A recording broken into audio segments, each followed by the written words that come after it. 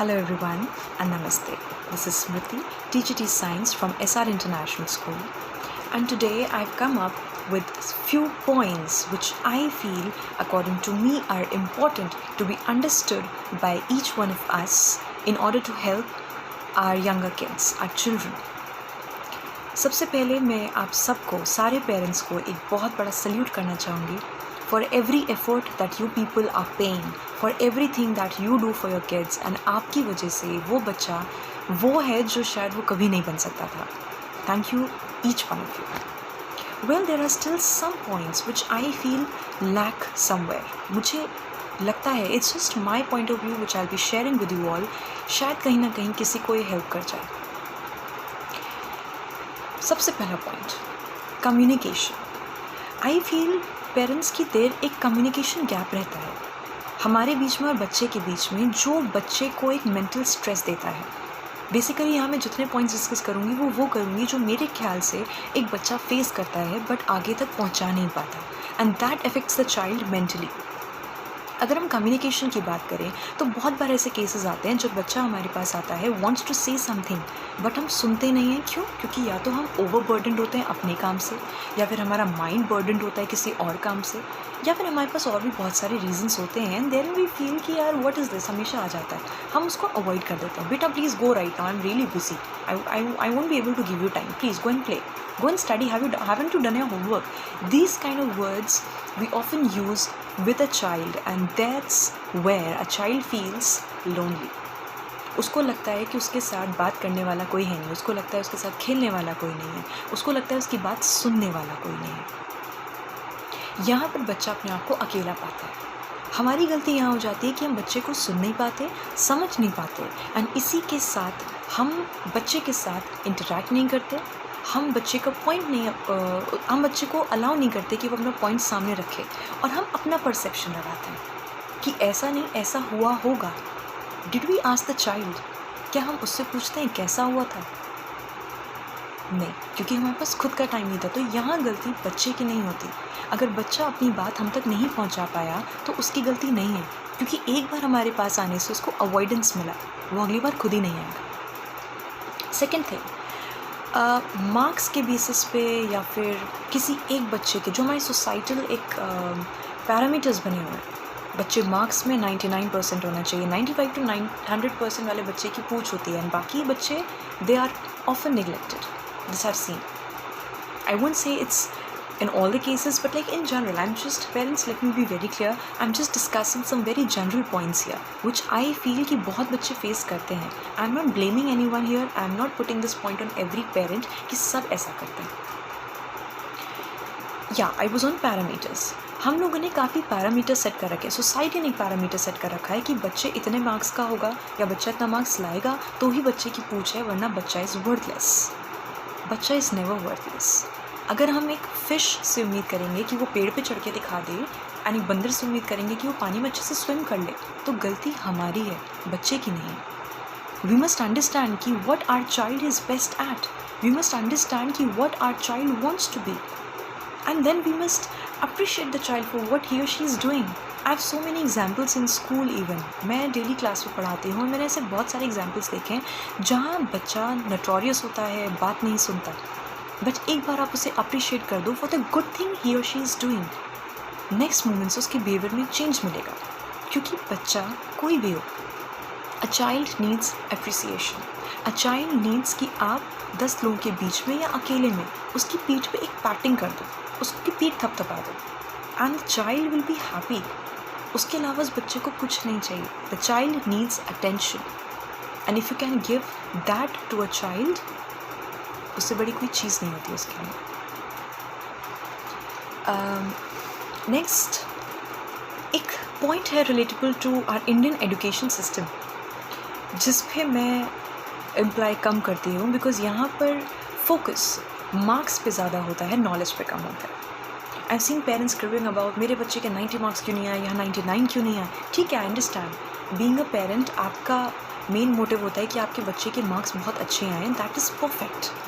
Even as a teacher मेरा motive ये रहता है कि मेरे क्लास में जितने बच्चे पढ़ रहे हैं, they all should pass out with flying colours. But ऐसा हमेशा ज़रूरी नहीं है. अगर बच्चा पढ़ाई में अच्छा नहीं कर रहा, उसका ब्रेन बहुत शार्प है, there is a way to channelise. हम ये देख सकते हैं कि बच्चा किस पॉइंट पे अच्छा है, किस पॉइंट पे अच्छा नहीं है। जिस पॉइंट पे अच्छा नहीं है उसको बनाने की कोशिश करी जाए। हर बच्चा एक जैसा नहीं होता। अगर हम कोशिश कर रहे हैं कि सारे बच्चों को एक तरीके से चैनलाइज कर रहे हैं तो ये पर्टिकुलर बच्चा भी वैसा ही चैनलाइज हो, ज़रूरी नहीं है। कुछ बच्चे डांट के सुनते हैं तो कुछ बच्चे सिर्फ प्यार से सुनते हैं। कुछ बच्चे एक अलग लॉजिक लगा के सुनते हैं। I mean it depends from person to person. ज़रूरी नहीं है आपका बच्चा डांट खाने से एक बार में सुन जाए। हो सकता है आपका बच्चा डांट खाए तो और ज़िद्दी बन जाए। हो सकता है आपके बच्चा ज़्यादा पैम्पर आप प्यार करके उसको समझा रहे हैं तो मे बी वो उस चीज़ का फ़ायदा उठाने लगे। हर बच्चा एक नहीं होता। We need to understand the psychology of every child. अगर बच्चा बदमाशी कर रहा है या बात नहीं सुन रहा तो बेटर है अगर हम उस बच्चे के पास जाके उसकी प्रॉब्लम समझें। कोशिश करें ये देखने की कि बच्चा अगर प्रॉब्लम नहीं समझ रहा या बात नहीं समझ रहा तो क्यों नहीं समझ रहा। अगर वो पढ़ाई दिमाग, if the child is sharp by ear but he is not listening and understanding and not willing to study, तो वो क्यों नहीं पढ़ना चाह रहा। और नहीं पढ़ना चाह रहा तो उसकी एनर्जी कहाँ लाई करती है। It's good and it's better अगर हम उस एनर्जी को यहाँ चैनलाइज करें तो उसका डाइवर्शन जो कहीं और हो गया है उसको ये समझाने की कोशिश करें कि the path where his mind is diverted is not good, is not right, and even if it's right then education should be the priority. एक बार वो करे जो आप चाहते हैं तो डेफिनेटली वो कर सकेगा जो वो चाहता है। Not because you are forcing that but because आप उसकी भलाई के लिए उसे बता रहे हैं। बच्चे के ऊपर चीज़ इन्फोर्स नहीं करनी चाहिए। उसको ये बताना चाहिए कि this is for your own good that you are doing it. यहाँ बात आती है एक्सपेक्टेशंस की। As I was talking parents, expectation I understand comes from within. Of course if it's our own child हम ही एक्सपेक्ट करेंगे और कोई और नहीं करेगा तो definitely expectations comes from with in, but even understanding comes from within, and here comes the point of balancing both। क्या हम अपनी एक्सपेक्टेशन जो बच्चे के ऊपर डाल रहे हैं क्या उसमें और हमारी अंडरस्टैंडिंग में बैलेंस है। A child should know that the parent expects or the teacher expects the best out of that child, but child should also know कि in case अगर वो किसी भी रीज़न की वजह से उतना अच्छा नहीं कर पाया, he'll have the back of his parents and the teachers always। It's only then the child will feel motivated, otherwise the child will feel stressed। उसके ऊपर एक बोझ बन जाएगी हमारी expectation। A child should enjoy, a child should be left free to live his or her dreams। दुनिया में बहुत तरक्की हो चुकी है और इस टाइम सिर्फ एक पर्टिकुलर फील्ड में ही स्कोप नहीं रहता। बच्चे के पास बहुत टैलेंट्स होते हैं पर स्टार्टिंग से ही हम उन टैलेंट्स को इतना दबा देते हैं क्योंकि हम उसको सिर्फ ये सिखाते हैं कि बेटा सोसाइटी के दिमाग में 95% मार्क्स ही मैटर करता है एंड अगर तुम वो नहीं ला सकते तो तुम वर्थलेस हो। एंड यहाँ बच्चा जाता है डिप्रेशन में, यहाँ बच्चा जाता है स्ट्रेसफुल सिचुएशन में। ज़रूरी नहीं है अगर बच्चा हंस रहा है, खेल रहा है, कूद रहा है, सबको दिखा रहा है कि वो कितना जॉली है, कितना खुश है, तो वो अंदर से भी उतना खुश हो। बहुत सारे बच्चे मैंने देखा क्लास में खड़े होकर एक आंसर नहीं दे पाते क्योंकि उसको यही लगता है कि मैं अच्छा हूँ ही नहीं। भले टीचर या पेरेंट उसको वर्थलेस बोले या ना बोले, बट एक बार उसको जो कर दिया ना, उसकी वजह से बच्चा कभी आगे बोल नहीं पाता। उसको लगता है कि यहाँ उसका एंड है, वो अच्छा कर ही नहीं सकता। First rank holder, second rank holder, third rank holder के अलावा बाकी सारे बच्चों की लाइफ नहीं होती, डेफिनेटली होती है क्योंकि यहाँ हर बच्चा अपने आप में बेस्ट है। It's just we need to take that out. बच्चे के ऊपर अपनी एक्सपेक्टेशंस थोपने से अच्छा बच्चे की एक्सपेक्टेशंस जो हमसे हैं पहले वो समझने की कोशिश करें। It's just that simple. Well, here comes about the mental health of a child. Parents, it's a serious request. Please do not avoid the mental health of a child just because we want to make the people around us happy and we want to feel proud कि हमारा बच्चा उनकी expectations के ऊपर खड़ा हो जाता है या उनको fail कर देता है because society को लगता है कि हमारा बच्चा waste है या हमारा बच्चा कुछ कर नहीं सकता। एंड सिर्फ उनका मुँह बंद करने के लिए हम अपने बच्चे को इतना प्रेशराइज कर लेते हैं, उसकी मेंटल हेल्थ इतनी ख़राब कर देते हैं कि हमें रियलाइज़ ही नहीं होता। एंड इन सब चीज़ों की वजह से कुछ ऐसे कॉम्प्लिकेशंस होते हैं इनके, लाइक या तो बच्चा डिप्रेशन में जाएगा या फिर बच्चा गलत रास्ते पे जाएगा या फिर the child would stand against parents. बच्चा पेरेंट्स से बात नहीं करना पसंद करेगा या उनके अगेंस्ट जाएगा। उसके दिल में एक पेरेंट्स के लिए गलत फीलिंग आने लगेगी कि ये मेरी बात नहीं सुनते, ये मेरी बात नहीं समझते। And who is mind? The people who are showing him actually the wrong paths are his. एंड यही हम कहते हैं कि बच्चे का सर्कल गलत हो गया। पर हम ये नहीं समझते कि बच्चे का सर्कल गलत हुआ क्यों। डेफिनेटली वी फेल समवेयर, क्योंकि हमने बच्चे को वो स्पेस दी ही नहीं, इसलिए बच्चे का सर्कल गलत हुआ। बच्चा बहुत जगह मैंने कंप्लेंट सुनी है कि मैम लास्ट ईयर तक तो बच्चा बहुत अच्छा करता था, इस साल आके बच्चा अच्छा नहीं कर रहा। क्यों नहीं कर रहा? ठीक है, आई अंडरस्टैंड, मे बी कुछ उसके फ्रेंड्स वैसे बन गए, बट अगर उसके फ्रेंड्स वैसे बन गए तो डेफिनेटली उसको घर में उतना टेंशन नहीं मिल रहा जितना उसको बाहर मिल रहा है, तभी उसके फ्रेंड्स वैसे बने, राइट? एंड ऑफकोर्स ये जनरेशन है, यहाँ पर टेक्नोलॉजी इतनी वास्ट है कि बच्चे हमसे ज़्यादा आगे हैं, तो उसको वो लाइफ ज़्यादा अच्छी लगती है, इसलिए वो पेरेंट्स से ज़्यादा बच्चों के पास जाता है। पेरेंट्स दिन भर उसके पीछे पड़े रहते हैं, पढ़ो पढ़ो पढ़ो। फ्रेंड्स कहते हैं तुम डांस भी करो, तुम म्यूज़िक में भी जाओ, तुम खेलो भी। क्यों? क्योंकि तुम स्पोर्ट्स में बहुत अच्छे हो। हम ये नहीं देख पाते। हम क्या देख पाते हैं? सिर्फ बच्चे की पढ़ाई और बच्चे के मार्क्स। तो definitely why would a child like to stay and spend more time with family? The child would instead want to be with friends, even the friends who are not good for him or her. There lies the problem. या फिर बच्चा जाता है depression में। यहाँ बच्चा school में दिखाएगा कि वो कितना खुश है, घर पे दिखाएगा कि वो बहुत खुश है, या फिर शायद वो भी ना दिखाए। बच्चा धीरे धीरे अपने आप को कट ऑफ करने लगता है, उसको लगता है वो नॉन वर्दी है, बेकार है। Parents, our child's happiness should be the priority, not society's expectations and not society's happiness. Society की expectation और खुशियाँ priority नहीं हो, ये ध्यान में रहे कि खुशी हमारे बच्चे की important है, society की नहीं। Coming to next points, like I would say, अगर हम ये कहते हैं कि तुम्हारा फ्रेंड सर्कल अच्छा नहीं है या फिर तुम अच्छी संगति में नहीं जा रहे हो, then why can't we be good friends with the child? हम बच्चे के साथ एक अच्छा बॉन्ड क्यों नहीं बना सकते? अब यहाँ बात आती है friendship and being over friendly. Being over friendly will always exploit the child, but being friendly will always develop a bond between the parent and the child. Friendly होना एक हमेशा पेरेंट और बच्चे के बीच में एक पॉजिटिव रिलेशनशिप बिल्ड करेगा। बच्चे को कॉन्फिडेंस होगा अपने माँ बाप पे कि नहीं, ये पेरेंट्स, ये मेरे मम्मी पापा हैं, they understand me, they have a friend, we have a friendly relationship. यहाँ बच्चा गलत काम भी करेगा तो आपको बोलने से पहले हिचकिचाएगा नहीं।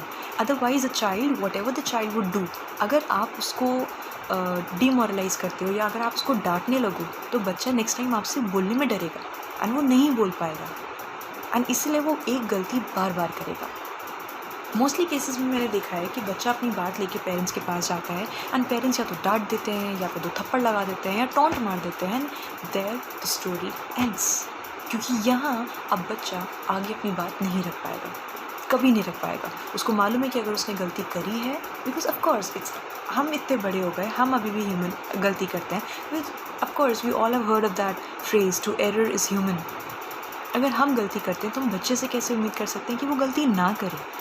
इनफैक्ट अगर हमने उसे ये नहीं सिखाया कि तुम गलती ना करो और गलती करो तो उसको कैसे सुधारो, तो we are wrong, not the child. And therefore we should have that kind of a relationship with the child कि बच्चा हमारे पास अपनी बात रखने से पहले डरे ना। उसको कॉन्फिडेंस हो कि मेरे मम्मी पापा मुझे डांटने मारने से या टॉन्ट मारने से पहले मुझे समझेंगे और मुझे समझाएंगे। I think that kind of a relationship would definitely help, because after all as I said, बच्चे की mental health से important कुछ नहीं। Next is, there are 2 things again I would say which I'm totally against. Number 1, societal pressure, ये जो society के mindset होता है, लड़की अच्छा नहीं कर रही शादी कर दो, या फिर बच्चा अच्छा नहीं कर रहा तो बच्चा worthless है। All these kinds of things, these are actually useless, or I would say these are actually worthless. जो हम अपने बच्चे को समझ लेते हैं क्योंकि वो सोसाइटी के स्टैंडर्ड्स के अकॉर्डिंग नहीं चल पाता, actually these things are worthless, not the child. Similarly मैं अगर स्कूल्स की बात करूँ, एक छोटे से एग्जांपल सेट करना चाहूँगी जैसे हम बच्चे को समझाते हैं कि मैम ने बोला था डिसिप्लिन में रहो, मतलब तुम क्लास में बातें करते हो, you talk in the class, that means you are not in discipline. Discipline का मतलब ये होता ही नहीं। कोई भी बच्चा स्कूल में चुप रहने नहीं आता। A child comes to school to learn to speak. वो बोलने सीखना, वो यही सीखने आता है कि बोला कैसे जाए, और बच्चा यही बोलता है तो हम कहते हैं कि डिसिप्लिन में रहो। एक्चुअली हमने और हमारे एजुकेशनल सिस्टम में डिसिप्लिन और इन सब चीज़ों की डेफिनेशन ही चेंज कर रखी है। डिसिप्लिन का मतलब ये नहीं होता कि बच्चे को चुप कराओ। डिसिप्लिन का मतलब ये होता है कि बच्चे को सिखाया जाए when to speak, how to speak, where to speak, what to speak. And the moment the child understands this, the child is actually discipline now. And discipline सिर्फ स्कूल पे नहीं होता, डिसिप्लिन हर जगह होता है।